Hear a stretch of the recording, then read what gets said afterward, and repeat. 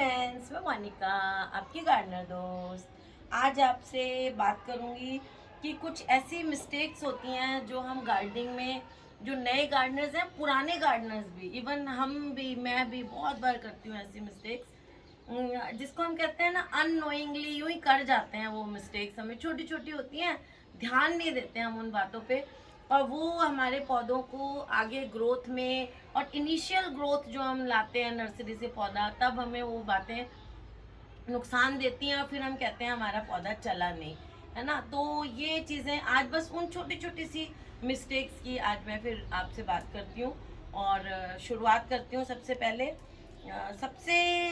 पहले तो देखिए, अब जैसे गर्मी का मौसम आ रहा है, आप गर्मी के मौसम के सीड्स लगाएंगे, गेंदे के सीड्स लगाएंगे, फिर आप सब्जियों के सीड्स लगाएंगे। तो चलिए शुरुआत में उसी से करती हूँ कि सीडलिंग में हम सबसे पहले जब सीड को उगाते हैं तो सीडलिंग में हम क्या मिस्टेक्स करते हैं उनको ट्रांसप्लांट करने में। तो चलिए आइए पास से दिखाती हूँ, कैमरा पास करके आपको।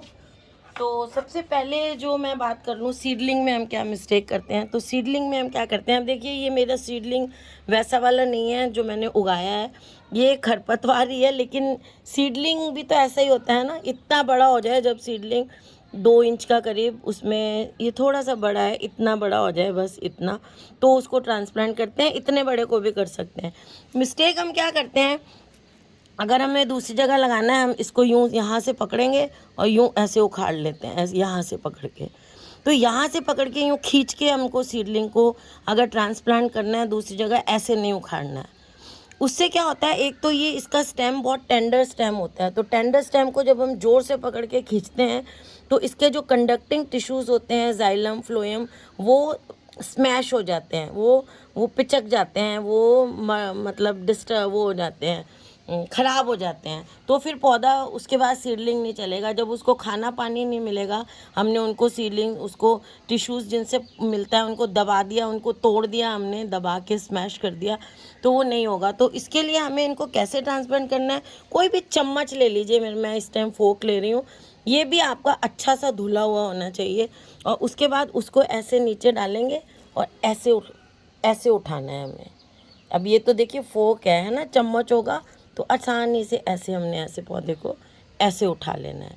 इसमें हमने इसके स्टेम को और रूट को दोनों को ही ख़राब नहीं किया। देखिए ऐसे उठाना है और दूसरी जगह लगा देना है। अब ये तो खरपतवार है, नहीं तो ऐसे हमने उठाया, ना तो इसकी जड़ें ख़राब होंगी और ना जो है वो पौधा आपका यूं का यूं ऐसे ऊपर आ जाएगा और उसको आप दूसरी जगह लगा देंगे। तो ये एक बहुत बड़ी मिस्टेक है जो हम करते हैं। दूसरी मिस्टेक हम क्या करते हैं कि नर्सरी से जैसे भी जो भी हम पौधा लेके आते हैं, कोई भी पौधा जो हम नर्सरी से लेके आए, आते ही उसको इमिजिएटली कहते हैं, फटाफट आए हैं, छुट्टी वाले दिन जाते हैं नर्सरी लेके आते हैं पौधे को, फटाफट रिपोर्ट कर देते हैं।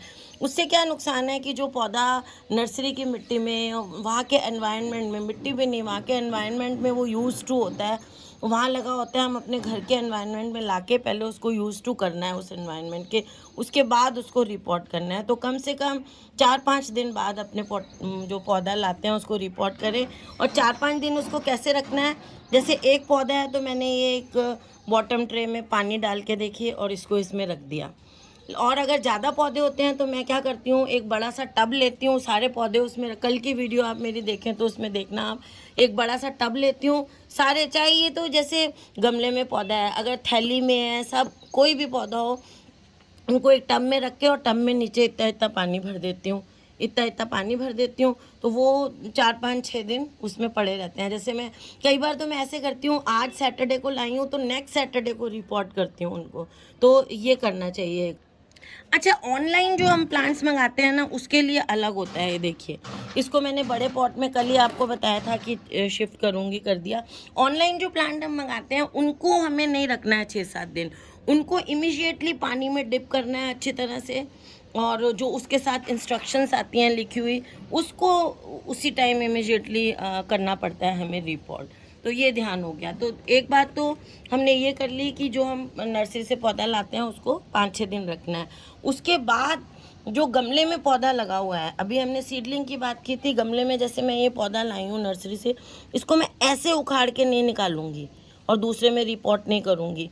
इसको मैं क्या करूँगी, मैं और भी कई बार बताती हूँ, ऐसे रिपोर्ट करने के लिए ये जैसे गमला है, इसको किसी दूसरे गमले पे या कोई दीवार पे, या देखिए चलो मैं आपको यहाँ दिखाती हूँ, ये जैसे टेबल है, टेबल के साइड में इसको ऐसे उल्टा करके इसको ऐसे थोड़ा सा टैप करना है और ये देखिए पूरा ऐसे निकल आता है। अभी मैं इसको रिपोर्ट नहीं कर रही हूँ, लेकिन मैंने आपको दिखाया कि इसको पौधे में से जब गमले में से पौधा इस तरह से निकालना है। फिर एक चीज़ बहुत हम लोग मिस्टेक करते हैं, ओवर कॉन्फिडेंस।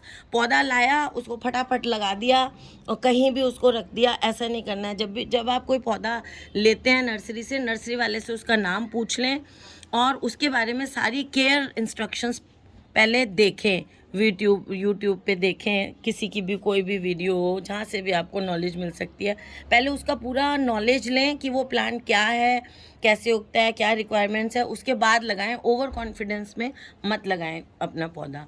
नेक्स्ट चीज़ ये है कि जब भी आप पौधे की कोई कटाई छटाई करते हैं, कुछ भी करते हैं, तो आपके टूल्स एकदम अच्छी तरह धुले हुए और एकदम सैनिटाइज्ड होने चाहिए। कोई भी आप हाइड्रोजन पेरोक्साइड से सैनिटाइज़ कर लें, या सैनिटाइज़र्स जो आते हैं वो भी अच्छे होते हैं। जो स्प्रे वाला सैनिटाइज़र आते हैं ना, जो सरफेस क्लीनर कोरोना में चले थे, वो भी अच्छे होते हैं। कभी भी गंदा टूल जो है, ये नियम बना लें कि कभी भी हम टूल से कोई काम करते हैं तो उसको रखने से पहले धो के पोंछ के अच्छी तरह रखें, सैनिटाइज़ करके, सैनिटाइज़र लगा के, हाइड्रोजन पेरोक्साइड, अल्कोहल, कुछ भी लगा सकते हैं। गंदा टूल जो आपने आज यूज़ किया है वो नेक्स्ट पौधे पे नहीं रखें, क्योंकि ये पौधे में जो भी बीमारियां, कंटामिनेशन होगा वो आपके अगले पौधे तक पहुंचा दे। नेक्स्ट बहुत बड़ी गलती हम लोग करते हैं कि कोई भी प्लांट को आपने रिपोर्ट किया और रिपोर्ट करने के बाद डायरेक्ट उसको धूप में रख देते हैं कि अब तो रिपोर्ट कर दिया। रिपोर्ट करने के बाद चाहे सन लविंग प्लांट हो, उसको भी आप बिल्कुल धूप में कभी भी मत रखें। पहले देखिए, अब मेरे को दिखाती हूँ। कल की वीडियो में आपने देखा होगा, ये 2 प्लांट्स मैंने रिपोर्ट किए थे। ये मैक्सिकन पिटूनिया है और ये देखिए लोरोपेटलम है। इन दोनों को मैंने देखिए छाया में रखा हुआ है। यहाँ पर छाया है। इस टाइम में जो वीडियो बना रही हूँ 12 बज रहे हैं, लेकिन ये छाया में पड़े हैं। तो जब भी आप कोई प्लांट को रिपोर्ट करें तो रिपोर्ट करने के बाद उसे छाया में रखें 2, 4, 5 दिन, उसके बाद धूप में शिफ्ट करें। और ये जो है इनडायरेक्ट ब्राइट लाइट में होने चाहिए, अंधेरे में नहीं होने चाहिए। फिर हम जो सीडलिंग्स लगाते हैं, जैसे मैंने आपको ये बात की, ये सीडलिंग लगाते हैं, इनको उखाड़ते हैं गलत तरीके से। और फिर जब सीडलिंग्स लगाते हैं ना, जैसे आप गेंदे की सीडलिंग की बात करो, तो ऐसे जैसे हमने इनको लगाया, ठीक है, एक तो जब हम लगाएंगे तो इनको थोड़ा सा होल करके और हल्का सा इसको प्लेस करके फिर दबाना है, ताकि जड़ें जो हैं वो इसकी डैमेज नहीं हो। उंगली से या किसी पेंसिल से होल करके लगाना है। फिर इनके बीच में प्लेसिंग थोड़ी बहुत पास नहीं रखनी है, थोड़ा सा आपको दूर लगाने हैं। जैसे गेंदे के लगा रहे हैं तो 4 इंच 5 इंच की दूरी पे सीडलिंग्स लगाने हैं। सब्जियों के लगा रहे हैं, जैसे भिंडी के लगा रहे हैं, तो भिंडी का पौधा बहुत बड़ा होता है, 1 फीट दूर लगाएं एक से दूसरे सीडलिंग।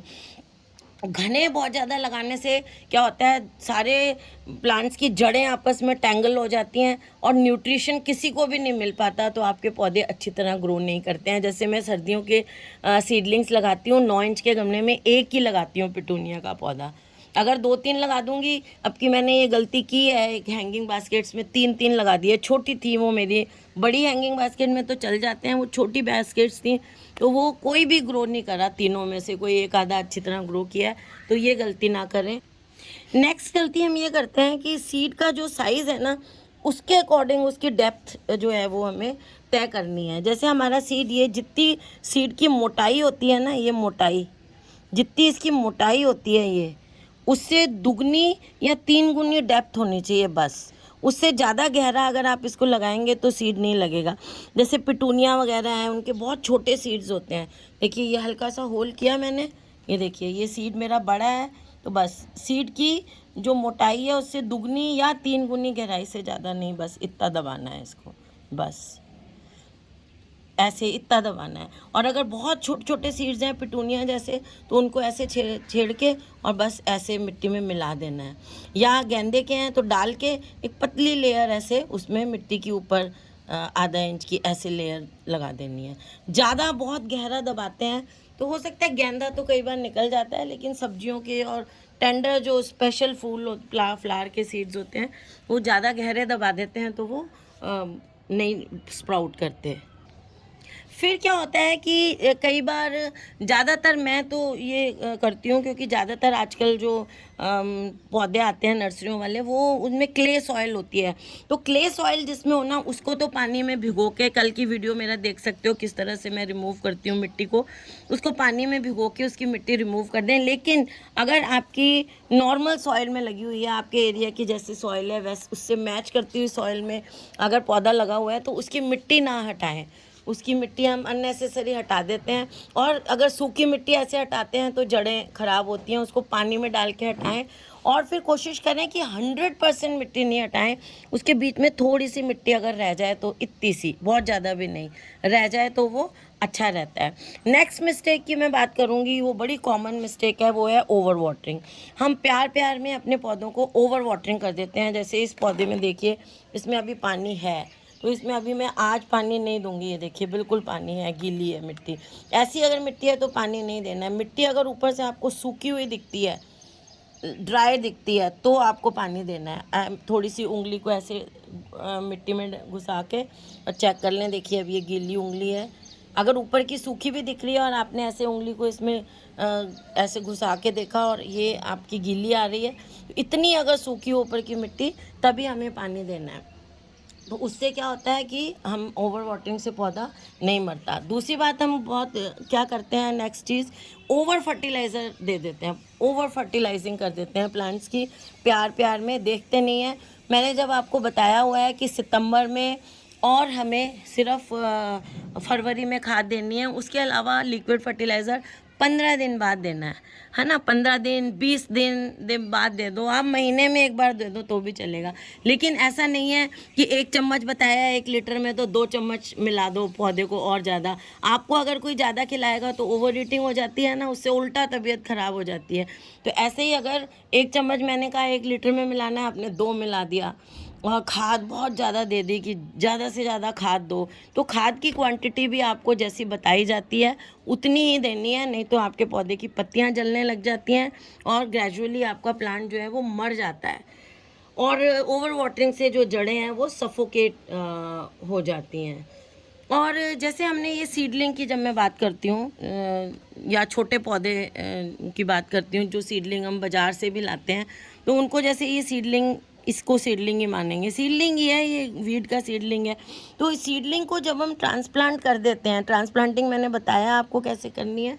ट्रांसप्लांट करने के बाद इसको इमीडिएटली धूप में नहीं शिफ्ट करना है। जैसे सर्दियों के पौधे आप सोचोगे ये तो धूप में ही लगने वाले पौधे हैं जो इनको शिफ्ट कर देते हैं, नहीं, उनको कम से कम 1 हफ्ता तक करना है। पहले थोड़ी सी इनडायरेक्ट ब्राइट लाइट में है, फिर थोड़ा सा ऐसी जगह शिफ्ट कर दें जहाँ मॉर्निंग सन है, और उसके बाद फाइनली आप उसको धीरे धीरे हफ्ता लगाएं और फुल सन में शिफ्ट कर सकते हैं। एक हम प्लांट्स की जो है ना, ये छोटी छोटी जो प्रूनिंग है ना, ये करने में हेजिटेशन करते हैं कि नहीं, प्लांट को अगर प्रून किया तो प्लांट दोबारा ग्रो करेगा कि नहीं। और दूसरी चीज़ कि जब हम प्लांट्स लगाते हैं, लास्ट चीज़ जो मैं आपसे बात करूँगी, उनको आप गार्डन में जाते हैं तो चेक करते रहा करें कि उनमें कोई पेस्ट लगा हुआ है कि नहीं लगा हुआ। कई बार हम चेक ही नहीं करते और पेस्ट बढ़ते चले जाते हैं और एंड में हमारा पौधा मर जाता है। और 15 दिन में एक बार नीम ऑयल का स्प्रे, 20 दिन में एक बार नीम ऑयल का स्प्रे ज़रूर करें।